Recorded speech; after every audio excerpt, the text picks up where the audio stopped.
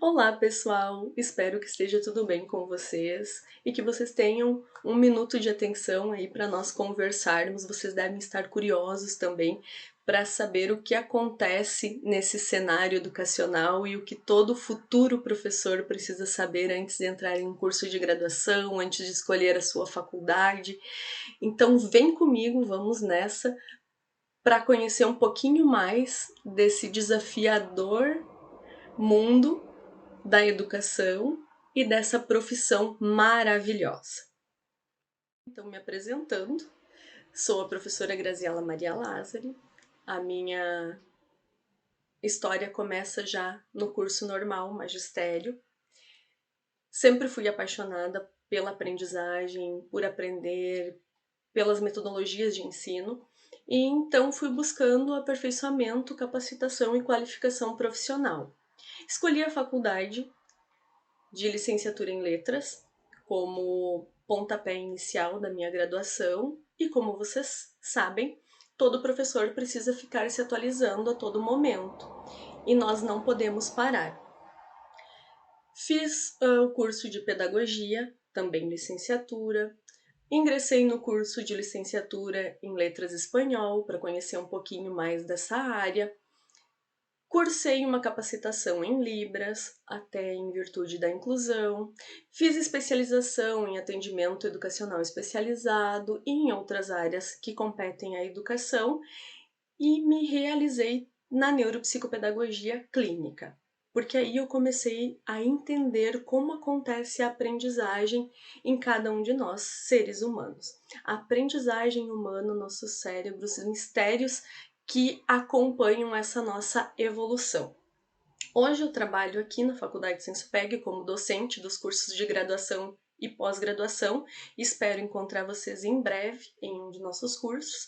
E também atuo na rede estadual de ensino como assessora pedagógica. Fui professora já da rede pública municipal e estadual no ensino fundamental, no ensino médio. E vou dizer para vocês, é um mundo encantador. O desafio é constante, a inovação é constante, mas nós nos realizamos em nossa profissão. Como eu estava dizendo, não existe uma receita, não existe uma fórmula mágica, não existe um mapa. A turma vai ser assim, ou vai ser melhor, ou vai ser pior. Mas nós temos um tesouro, uma luz aí ao final da nossa caminhada ou durante a nossa trajetória, que é o conhecimento. O X da questão é encontrar o melhor caminho, as melhores metodologias, as melhores iniciativas para se trilhar o sucesso de profissional, o sucesso acadêmico e o sucesso, a realização também dos nossos alunos. Cada um aprende de um jeito, cada um aprende de uma forma, de uma maneira diferente, de acordo com as suas particularidades e suas especificidades. E você é prova disso. Uns aprendem mais ouvindo, outros aprendem mais lendo, e nós vamos entender um pouquinho mais de como isso se organiza em nosso meio. Como diz o ditado, e agora? Vou ser professora. Calma, inspira, respira e não pira. O desafio sempre vai acontecer em qualquer profissão. A inovação bate a nossa porta a todo momento. A cada dia nos surpreende. Mas qual é a sua motivação para cursar uma graduação?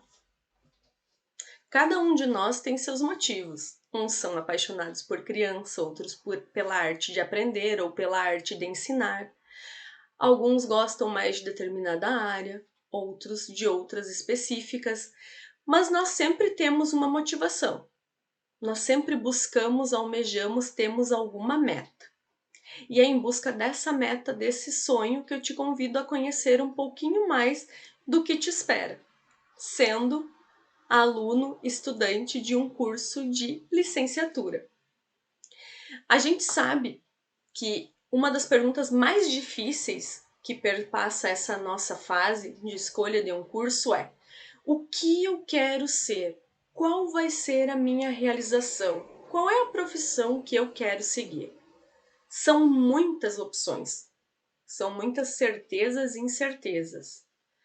Mas tenha calma, isso é normal. Todos nós passamos e vamos passar por isso. Isso é constante em nossa vida e também é um aprendizado.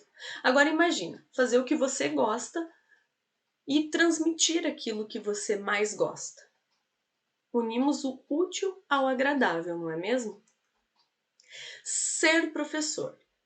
Bom, como eu comentei, eu sou apaixonada pela profissão, então eu posso ficar um pouco tendenciosa em minhas falas, mas você vai se descobrir e redescobrir um mundo novo em cada olhar das crianças, em cada momento com os adolescentes, com os adultos, com as pessoas que te cercam, com os teus colegas.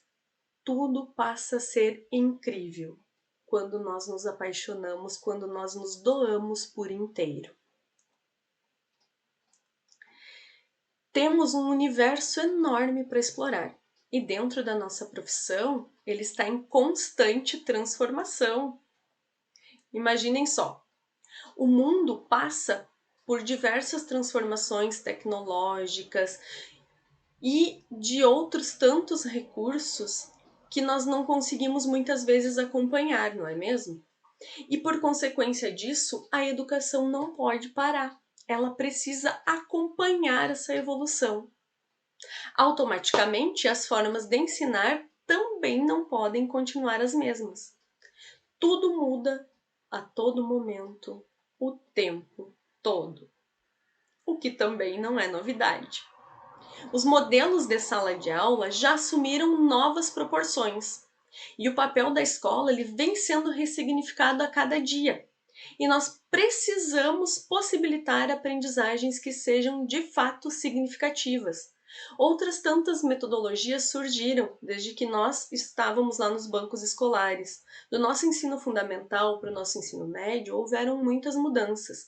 E agora estamos falando em graduação, mestrado, pós-graduação ou outros cursos de capacitação, essas inovações vêm para contribuir, não só na educação básica, mas também na nossa formação e qualificação profissional. Hoje nós já falamos de sala de aula invertida, design thinking, ensino híbrido, cultura maker, gamificação e aprendizagem baseada em projetos, que vocês já devem ter ouvido a fala da professora Marilúcia Prestes Moraes Trinques, que também é minha colega aqui na rede pública estadual.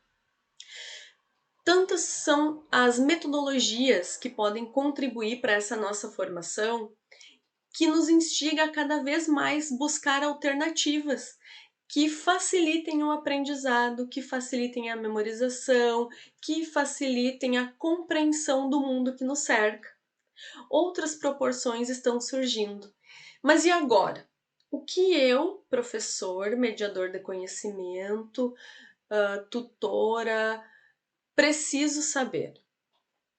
Nós, professores e mediadores do conhecimento, estamos em constante transformação e em constante aprendizagem. Nós precisamos evoluir e acompanhar o que está acontecendo, as tendências que estão chegando, as formas com as quais nós estamos vivenciando e compartilhando experiências. E para isso, nós precisamos ficar atentos ao que rege as nossas diretrizes. Por exemplo, aqui eu trouxe para vocês a BNCC. Tem 10 competências básicas da BNCC que acompanham a nossa formação desde a nossa educação básica e passam a ser nosso objeto de estudo dentro da graduação, da especialização, da capacitação, nas rodas de conversas docentes, nas formações continuadas, e isso também facilitará a aprendizagem do nosso futuro aluno. Primeira delas, o conhecimento. Conhecimento para entender a realidade, continuar aprendendo e colaborar para a construção de uma sociedade justa, democrática e inclusiva. Que não seja só no papel, que nós possamos conhecer e de fato colocar em prática.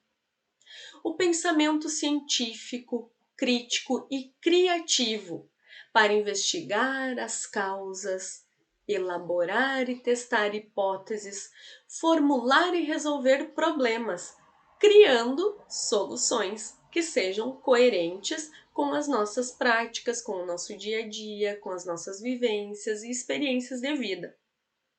O senso estético e o repertório cultural para poder fruir e participar das diversas práticas de manifestação e produção artístico-culturais, resgatando também a nossa cultura, o nosso conhecimento, aquilo que nós trazemos lá de casa. Como diz o ditado popular, o que nós trazemos do berço. Além disso, a comunicação, para partilhar informações, ideias e sentimentos por meio de diferentes linguagens e produzir sentidos que levem ao entendimento mútuo. Eu preciso saber me comunicar e também ser uma boa ouvinte. A cultura digital, para se comunicar com maior facilidade, acessar e disseminar informações, produzir conhecimento e resolver problemas com protagonismo. E quantas vezes nós ouvimos essa palavra, protagonismo? Autogestão, para fazer escolhas alinhadas ao exercício da cidadania e ao seu projeto de vida, com liberdade, autonomia, senso crítico e, claro, responsabilidade. Precisamos ainda da competência da argumentação, para que possamos formular, negociar e defender ideias, com posicionamento ético em relação ao cuidado de nós mesmos, dos outros e do nosso planeta. Precisamos, para isso, conhecer, pensar cientificamente, ter senso ético, ter a habilidade e a competência da comunicação bem desenvolvidas. Todas essas habilidades, todas essas competências, elas estão conectadas.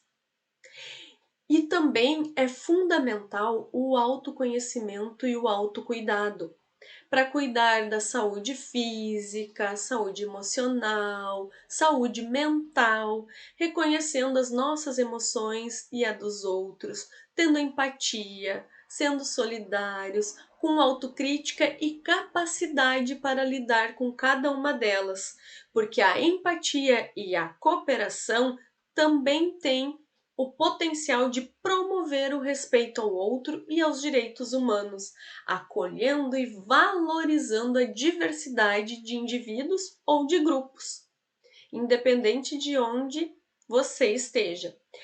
E, por último e não menos importante, a autonomia, para que possamos agir com responsabilidade, flexibilidade, determinação, com base nos princípios éticos, democráticos, inclusivos, sustentáveis e solidários. Todas essas habilidades e competências formam um conjunto básico da nossa formação. O que nós precisamos para desenvolver qualquer profissão, qualquer alinhamento, qualquer relacionamento. Mas, primeiro, e o mais importante, você já se perguntou, você gosta dessa área? Você aí está ciente de tudo que te cerca e de tudo que permeia esse desafiador mundo da educação? Primeiro, precisa reservar um tempo para os estudos. Afinal de contas, você é o protagonista da sua aprendizagem. Leituras, análises, anotações, exercícios, vídeos, tudo que vem acrescentar é valiosíssimo. As suas experiências, as suas vivências, elas são únicas, são particulares e contribuem para o teu crescimento pessoal e profissional. Além disso, é necessário reservar um tempo diário para abrir o seu ambiente virtual, o seu AVA, e acessar os conteúdos disponíveis, assistir às aulas, participar das atividades que a faculdade promove, participar das aulas presenciais quando for o caso. Tudo isso também demanda tempo, comprometimento, e nós precisamos tirar esse tempo. ser curioso, criativo, nós precisamos pesquisar, inovar, explorar outras alternativas e ainda ser altruístas, construindo nosso próprio aprendizado. Você é o protagonista da sua história. Ninguém vai poder fazer por você. Isso precisa ficar bem claro, é o primeiro passo para nos tornarmos grandes profissionais. Amar o que a gente gosta, o que a gente faz e ser protagonistas, ter iniciativa. Valorizar as experiências e vivências compartilhadas ao longo da sua vida, ao longo do curso, porque em breve elas serão fundamentais em sua prática pedagógica. Fique atento também às diretrizes curriculares vigentes. Aproprie-se, conheça, leia a Constituição Federal. Parece um documento antigo, lá de 1988, mas ele é a base de toda a história da educação. Ele é a base para nós estarmos aqui hoje conversando. A Lei de Diretrizes e Bases da Educação Nacional, a LDB, a Base Nacional Comum Curricular, que norteia os currículos vigentes dentro das escolas, sejam elas da rede pública ou privada, o referencial estadual aí do teu estado, os documentos orientadores municipais com base na BNCC que trazem as particularidades e as especificidades do seu município, do meu município, de cada um dos municípios da nossa federação. Nós precisamos estar cientes que cada um desses municípios, cada um desses estados tem um referencial curricular dentro das suas particularidades, alinhados às diretrizes da BNCC. Além disso, nós precisamos conhecer um pouco mais sobre diretrizes curriculares, o projeto político-pedagógico da escola em que eu vou atuar, que eu quero fazer o meu estágio, ou que eu estudei a minha vida inteira, o regimento, quais são as regras, quais são as normatizações que regem esse educandário, a matriz curricular, como é constituída no ensino fundamental, nos anos iniciais, nos anos finais, no ensino médio, na educação infantil. Cada curso aqui da licenciatura tem sua matriz curricular, tem a sua grade de horários específica. Como é que se organizam os planos de estudos de cada componente curricular, de cada área do conhecimento? Como é que é o plano de trabalho do professor? Como é que é o plano desse componente curricular, que até ontem nós chamávamos de disciplina? Como é que se organizam e se estruturam os diários de classe? Muitas vezes, nós entramos em um curso de licenciatura, vamos para o estágio e não nos apropriamos dessas informações e nós só vamos conhecer lá na prática, dentro da sala de aula. Então, nós precisamos conhecer antes para poder questionar, debater, tirar dúvidas. Conhecer o perfil da escola que pretendemos trabalhar ou realizar o nosso estágio.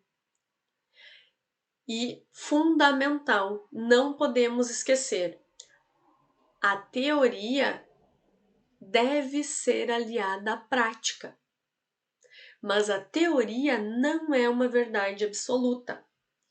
Cada escola, cada turma tem suas particularidades, nenhuma é igual à outra. E que bom que não são, porque que graça teria.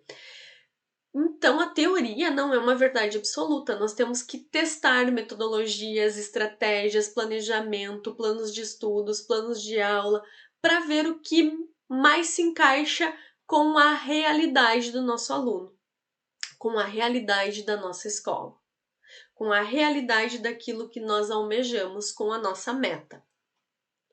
E como nós aprendemos? Olha só que interessante. Essa pirâmide de aprendizagem nos traz de modo bem sucinto e específico como o nosso cérebro se organiza e como nós aprendemos e compreendemos as coisas. 10% quando nós lemos. Então, no momento em que vocês estão lendo esse slide, vocês estão absorvendo 10% da capacidade de vocês nele. Quando nós ouvimos, quando estamos escutando, nós aprendemos cerca de 20%. Quando nós visualizamos, chegamos a captar 30% das informações. Quando nós estamos vendo e ouvindo, nós conseguimos captar 50%. Mas quando nós discutimos com outras pessoas, quando nós conversamos, questionamos, instigamos, recordamos, nós conseguimos absorver 70% de aprendizagem. Quando nós escrevemos, interpretamos, expressamos, traduzimos, revisamos, quando nos comunicamos, nós conseguimos captar 80% desta absorção da aprendizagem. E quando nós explicamos, resumimos, estruturamos, elaboramos algo ou ilustramos, nós conseguimos captar 95%. Então, quando nós estamos ensinando outras pessoas, abordando determinadas temáticas, nós conseguimos absorver e aprender 95%. Não é maravilhoso? Olha só que interessante essa nossa prática docente. Como é bom ser professor e mediador do conhecimento. Bom, e agora? Me formei. É tanta coisa que eu vou descobrir só no chão da escola. A avaliação pedagógica, aquele estudante que está com dificuldade, as metas e as recompensas que eu tenho que ter dentro desse meu quadro, dentro desse ano letivo, planejamento de estudos, qual é o ambiente ideal, a iluminação, quais técnicas eu vou usar, qual será a organização, como é que vai ser esse acompanhamento, como é que vai ser essa mediação do conhecimento. E os relatórios de desempenho, o feedback. O feedback é importantíssimo para me mostrar quais são os ajustes necessários à minha prática, para que o meu estudante esteja focado, interessado e que mantenha o sucesso nos estudos. Lá na escola, eu vou me deparar com alunos, com turmas extremamente diferentes. Eu vou encontrar aquela sala que é bem organizada, que dispõe de recursos, que tem um aporte visual bonito, que tem recursos multimídias, que tem recursos físicos, tem quadro, lousa digital, internet disponível, mas também vou encontrar aquela sala de aula que só tem mesas e cadeiras. A realidade pode ser bem diferente, mas a minha metodologia, a minha prática tem que estar à frente de tudo isso. A minha motivação de ser professor, de ensinar, de mediar conhecimento, ela precisa estar acima de todas essas expectativas e ela precisa atingir a minha meta, que é ensinar o outro, mediar situações de aprendizagem significativa. Eu posso encontrar alunos que estão interessadíssimos, focados no conteúdo, aqueles alunos que querem responder, querem participar, que são extremamente participativos, ou então aqueles que não querem nada com nada, que vêm para a escola para brincar, para conversar com um amigo. Tem aqueles que vão ser os nerds da biblioteca, que vão saber tudo que eu perguntar, mas que vão se manter isolados. Ou então aqueles que vão vir para a escola desmotivados, cansados, entediados. Aqueles que vão estar com sono, que não vão participar, que estão com problemas emocionais. Aqueles que estão conectados no celular ou focados em outra área de interesse, mas eu não posso deixar de tentar. Não posso deixar de trazer metodologias alternativas, de trazer outras formas de aprendizagem para esse aluno, para que ele desperte o interesse, que se sinta motivado, que venha buscar, que venha inovar, que venha descobrir. Uma das grandes metodologias que eu sempre gosto de indicar para os meus alunos e sou adepta é a metodologia de trabalho com projetos, aliada à comunicação, educomunicação e as tecnologias. A sala de aula invertida é uma ótima estratégia, o ensino híbrido veio aí para comprovar isso. Mas como eu disse, não existe uma fórmula e nenhuma receita mágica, porque tudo muda o tempo todo e cada turma tem interesses diferentes. Para isso também eu preciso conhecer como está organizada a minha escola e a minha mantenedora. Quais são as normas e diretrizes que norteiam a escola? Regimento, projeto político-pedagógico. Quais são as normas e diretrizes que regem esse amarrado dentro das escolas? A da mantenedora, seja ela da rede pública municipal, da rede pública estadual, da rede privada ou federal, enfim, ela está conectada, ligada à LDB, à Constituição Federal, à Base Nacional Comum Curricular.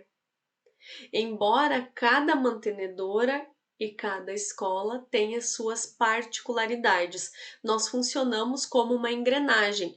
Uma coisa depende da outra para que tudo funcione adequadamente. Na escola, nós precisamos do funcionário, da merendeira, da professora, da diretora, da supervisora, da coordenadora pedagógica, para que tudo se organize e flua da melhor maneira possível para atender os seus estudantes.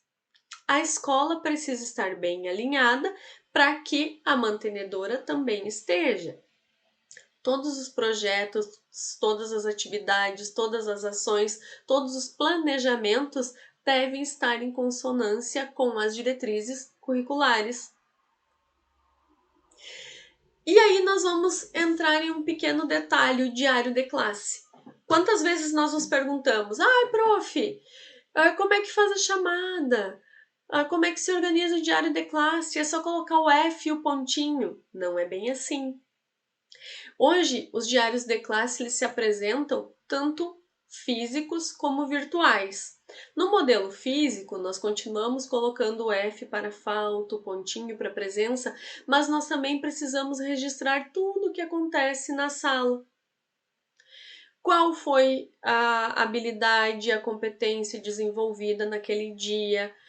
Como vai ser a avaliação, o feedback desse objeto de conhecimento?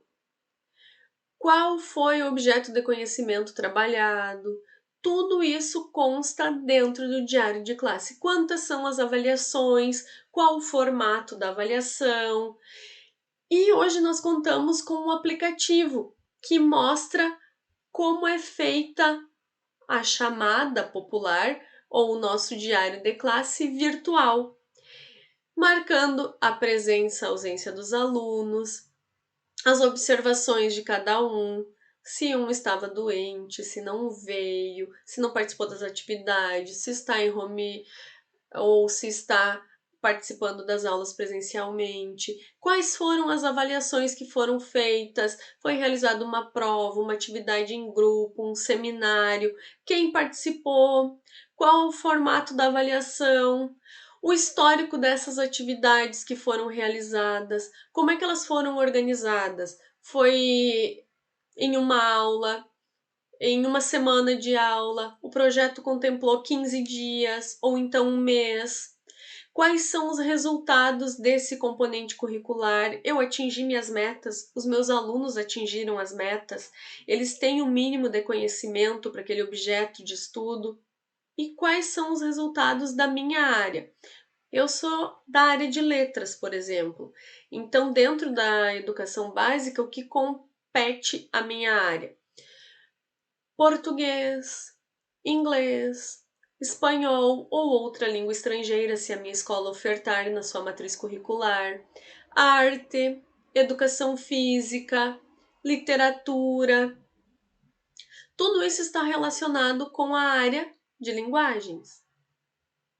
Então, eu preciso estar em consonância com os colegas que trabalham dentro da mesma instituição.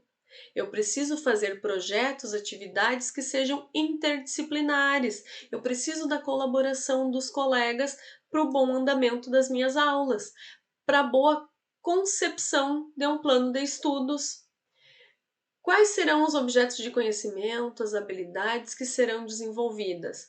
O que o professor de história pode contribuir na minha aula de letras? O que o professor de matemática pode contribuir com a minha aula de língua portuguesa? O que o professor de educação física pode contribuir? Então, nós podemos fazer propostas interdisciplinares, multidisciplinares, para trabalhar, para desenvolver atividades que sejam prazerosas e para motivar os nossos alunos, despertando interesse. E, é claro, elaborar um plano de trabalho meu que possa ser compartilhado com a supervisão, com a coordenação pedagógica e os demais colegas do grupo docente, para que essa prática seja alinhada dentro das diretrizes da escola. E depois disso, a avaliação da aprendizagem. A concepção de avaliação é entender o que o meu aluno conseguiu absorver daquele objeto de conhecimento, daquela habilidade, daquela competência que foi desenvolvida. E o que eu, enquanto professor, consegui atingir das minhas metas. Quando eu faço o planejamento, eu já tenho um alinhamento dessas metas, aonde eu quero que o meu aluno chegue, o que eu quero despertar, o que eu quero que ele desenvolva. Então, eu preciso estar ciente disso e eu preciso também desse feedback para alinhar a minha metodologia. Talvez trocar a minha prática, trocar a minha dinâmica, trocar a minha didática, para que os alunos possam compreender melhor o que está acontecendo dentro da sala de aula. Tudo isso é uma constante transformação dentro da sala. Tudo isso é inovador, tudo isso é desafiador, porque cada um vai receber de uma forma diferente. E nós, enquanto professores, mediadores do conhecimento, vamos tentar articular meios e caminhos para que essa aprendizagem de fato seja significativa e que ela aconteça dentro de todas as habilidades e competências que nós estamos desenvolvendo ou que nós buscamos desenvolver. Então, você que está aí, torne esse momento de aprendizagem prazeroso, torne esse momento de aprendizagem único. Você é a pessoa que vai fazer acontecer. Tudo depende de você. E como o acróstico da nossa faculdade, com os nossos valores, mostra, nós precisamos deixar um pouquinho de nós em cada um dos nossos alunos e trazer um pouco das aprendizagens deles conosco. E para isso, nós precisamos ter senso de pertencimento, conhecer onde eu estou, saber quem eu sou, o que eu quero, como é que é esse meu grupo, como é que é essa minha comunidade, como é que eu vou desenvolver atividades que sejam prazerosas para eles e para mim, porque eu também pertenço a esse grupo. Como falei antes, conhecer o PPP, o regimento da escola, que eles trazem um diagnóstico completo da comunidade em que você está inserido. Trabalhar com a pedagogia do afeto, com o amor, com a afetividade, trazendo para perto os seus alunos, os estudantes, sejam eles crianças, adolescentes, adultos, idosos, enfim, demonstrar esse amor, esse carinho, esse comprometimento com a aprendizagem, com o que eles querem, com o que eles estão buscando. Eles também estão ali buscando alguma coisa. Trabalhar sempre com equidade, visando, claro, a qualidade do que nós estamos trabalhando, mas sempre pensando na melhor maneira de chegar a todos. Se eu tenho um aluno que tem dificuldades visuais, eu vou trabalhar em um formato que ele possa participar das atividades junto comigo. Se ele for cego, eu vou me apropriar de recursos em braille para poder trabalhar com ele. Se ele for surdo, eu vou aprender Libras, vou ter uma intérprete, vou buscar formas e ferramentas de trabalhar com ele. Se ele for cadeirante, vou trazê-lo pro aconchego da turma, para trabalhar em grupo, mantendo sempre a qualidade e a equidade diante de qualquer diversidade. Sustentabilidade. E aqui vamos falar não só da sustentabilidade ambiental, que é todo cuidado com o planeta, mas também da sustentabilidade social, o cuidado com o outro, a continuidade dos nossos projetos, das nossas ações, que as nossas ações sejam coerentes com a nossa prática, a honestidade, que é primordial, sermos honestos, buscar dentro de nós o nosso melhor, trabalhar com transparência, com ética, ser inovadores, trazer coisas que despertem a curiosidade, que despertem o interesse, que busquem a participação do todo e que seja gratificante. E, além de tudo isto, ser altruísta, literalmente fazer acontecer. Cada um de nós tem um potencial enorme guardado, escondido. Está na hora de você colocar para fora. Está na hora de você assumir esse desafio. A cada dia nós vamos encontrar novos desafios, maiores desafios, mas com certeza com sabedoria e com todos esses valores que nós vamos construindo ao longo da nossa trajetória, da nossa vida pessoal, da nossa vida acadêmica, da nossa vida profissional, nós vamos conduzir da melhor maneira possível. É desafiador, é encantador, é um caminho lindo a se seguir. Espero vocês em um de nossos cursos. Espero que vocês tenham gostado e que vocês se sintam motivados ou pelo menos curiosos para descobrir um pouquinho mais dos nossos cursos de graduação, dos nossos cursos de licenciatura. Sintam-se à vontade, explorem as nossas redes, nossas páginas sociais. Nós temos a página lá da faculdade, www.sensupeg.com.br. Tem redes sociais no Instagram aí da sua cidade, procure por Faculdade Sensupeg, o nome da cidade, vocês vão encontrar também no Facebook. Então, fica o convite, fica o desafio para que vocês venham participar e venham conhecer como é maravilhoso e como é fantástico esse mundo, esse cenário da educação. Um grande abraço, cuidem-se e nos vemos em breve.